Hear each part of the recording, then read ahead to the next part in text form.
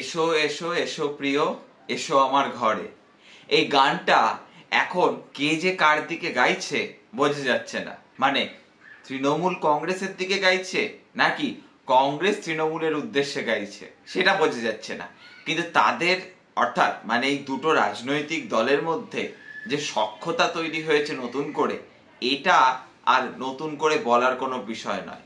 এবার এই সখ্যতাটা কিভাবে গড়ে উঠলো দেখুন। এবারের লোকসভা নির্বাচনে কংগ্রেস যেমন অভূতপূর্ব ফলাফল করেছে, ঠিক তেমন ভাবেই তৃণমূল কংগ্রেস শত চাপে থাকা সত্ত্বেও আগের বারের থেকে প্রায় 7টি আসন বাড়িয়ে নিতে পেরেছে এবং বাংলায় বিজেপির আসন সংখ্যা 18 থেকে এক ধাক্কায় 12তে নামিয়ে দিয়েছে।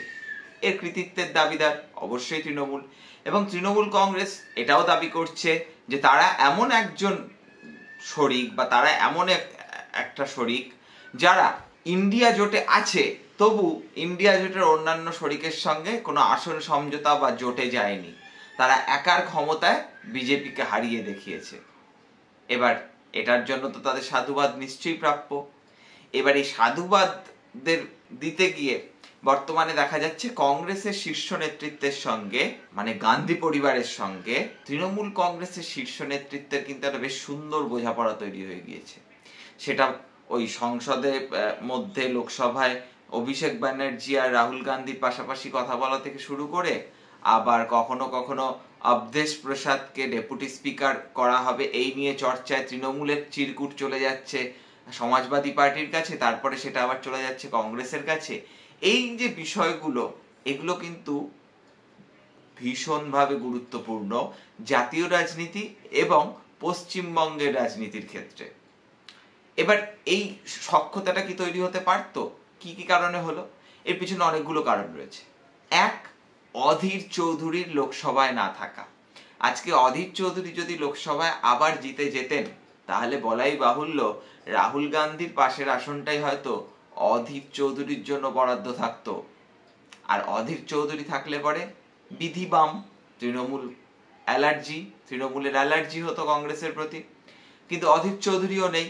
আর বাংলা থেকে যে একজন প্রতিনিধি আছে নিশা খান চৌধুরী, তার পিতা ডালুবাবু আবু হাসেম খান চৌধুরী তো তৃণমূলের সঙ্গেই সমঝোতার পক্ষপাতী ছিলেন। এবার মজার ব্যাপারটা হলো, একে তো অধীর চৌধুরী নেই, দ্বিতীয় মোহাম্মদ সেলিম তিনিও লোকসভায় জিতে যেতে পারেননি।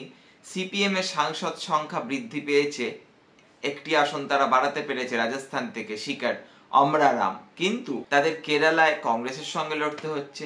এবং সিপিআই আর সিপিএম মিলিয়ে সংসদে সদস্য সংখ্যা 6, কারণ লিবারেশনের আবার তৃণমূলের সঙ্গে সখ্যতা রয়েছে। তো এই 6 জন বাম সাংসদের থেকে অবশ্যই কংগ্রেসের কাছে বেশি গ্রহণযোগ্যতা পাবে তৃণমূল কংগ্রেস, যাদের 29 জন সাংসদ আছে লোকসভায়। নম্বরই তো শেষ কথা, এটা তো আমরা ছোট থেকে শিখে এসেছি। তুমি যতই ভালো পড়াশুনো হও, তুমি পরীক্ষায় কত নম্বর পেয়েছো সেটাই আসল কথা। ওই যে আমাদের বলা হতো, বৃক্ষ তোমার নাম কি ফলেন পরিচয়তে, তো সেই রকম। এবার আরো একটা বিষয়, রাজ্যসভায় সিপিএম এর যিনি দলনেতা ছিলেন এলা ম্যাডাম করিম, আবার সিপিআই এর যিনি দলনেতা ছিলেন প্রবীণ নেতা বিনয় বিশ্বম, দুজনেই অবসর নিয়েছেন। নতুন যারা জিতে আসবেন বা যারা দলনেতা হচ্ছেন, তারা জাতীয় রাজনীতিতে তেমন ভাবে পরিচিত মুখ নন।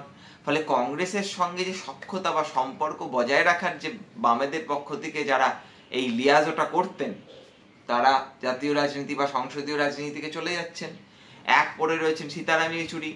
এমনকি আপনাদের নিশ্চয়ই মনে আছে, মমতা বন্দ্যোপাধ্যায় লোকসভা নির্বাচনের সময় বলেও ছিলেন যে সিপিএম এর দাদাগিরির জন্য আমি ইন্ডিয়া জোটে নেই, সিপিএম এর দাদাগিরি মানব না। এবার বর্তমান সময়ে রাহুল গান্ধীর যতই ব্যক্তিগত পছন্দ অপছন্দ থাক, রাহুল গান্ধী সম্প্রতি সংসদে বলেছেন যে আমি যখন বিরোধী দলনেতা হয়ে গিয়েছি তখন আমার মনে হয়েছে যে এই বিরোধী দলনেতার সত্তাটা দ্বৈত সত্তা, একটা আমার ব্যক্তিগত সত্তা, আরেকটা হলো আমাকে সকল বিরোধী দলের নেতা হতে হবে। এখানে আমার ব্যক্তিগত পছন্দ অপছন্দ, ভালো লাগা খারাপ লাগা গুরুত্ব পাবে না, এখানে পদটাকে সম্মান করতে হবে। সেই ক্ষেত্রে রাহুল গান্ধীকেও তার তৃণমূলকে যতই পছন্দ হোক বা না হোক, তৃণমূলের সঙ্গে ভালো সম্পর্ক রাখতে হবে। একই সঙ্গে সঙ্গে আমরা দেখতে পাচ্ছি প্রিয়াঙ্কা গান্ধী ওয়ার্নাডে প্রার্থী, আর তার বিরুদ্ধে প্রার্থী দেবে অবশ্যই বামেরা প্রার্থী দেবে। ফলে এখানেও বামেদের সঙ্গে সখ্যতার প্রশ্ন মাঠে মারা। উল্টো দিকে মমতা বন্দ্যোপাধ্যায় শোনা যাচ্ছেন যে ওয়ানাডে গিয়ে প্রিয়াঙ্কা গান্ধীরও প্রচার করতে পারেন, এবং সেটার জন্য কথা বলে গিয়েছেন স্বয়ং পি চিদম্বরম, সোনিয়া গান্ধীর দূত হিসেবে তিনি নবান্নে এসে বৈঠক করে গিয়েছেন একেবারে অগোচরে। এই পুরো ঘটনা প্রবাহ দেখলে যেটা বোঝা যায়, আগামী দিনে তৃণমূল কংগ্রেসের সঙ্গে কংগ্রেসের সখ্যতা কার্যত দিনের আলোর মতো স্পষ্ট, এবং এর ফলে পশ্চিমবঙ্গেও এই যে বাম কংগ্রেস জোট বা আসন সমঝোতা, এই যে বিষয়টা চলছে, এই উপনির্বাচনে তারা ব্যাপারটাকে কন্টিনিউ করার চেষ্টা করছেন, কিন্তু এটা কতদিন চলবে এটা নিয়ে একটা বড় প্রশ্নচিহ্ন তৈরি হয়েছে। কারণ শোনা যাচ্ছে পরবর্তী প্রদেশ কংগ্রেস সভাপতি হতে পারেন ঈশা খান চৌধুরী, আর ঈশা খান চৌধুরী আর যাই হন একদম অধীর চৌধুরীর মতো এক বজ্ঞা মমতা বিরোধী বা তৃণমূল বিরোধী নন। ফলে সেই ক্ষেত্রে 2-2 4 আর 2-2 22 সবটাই হতে পারে। তাই জোট, আসন সমঝোতা এইসবের দিকে না তাকিয়ে বামেদের নিজেদের সংগঠনের দিকে তাকানোই ভালো। এই পুরো বিষয়টায় সব থেকে সমস্যায় মনে হয় পড়েছে বামেরা। একে কংগ্রেসের বিরুদ্ধে কেরল লড়তে হচ্ছে, আবার পশ্চিমবঙ্গে কংগ্রেসকে তৃণমূল টেনে নিয়ে চলে যাচ্ছে।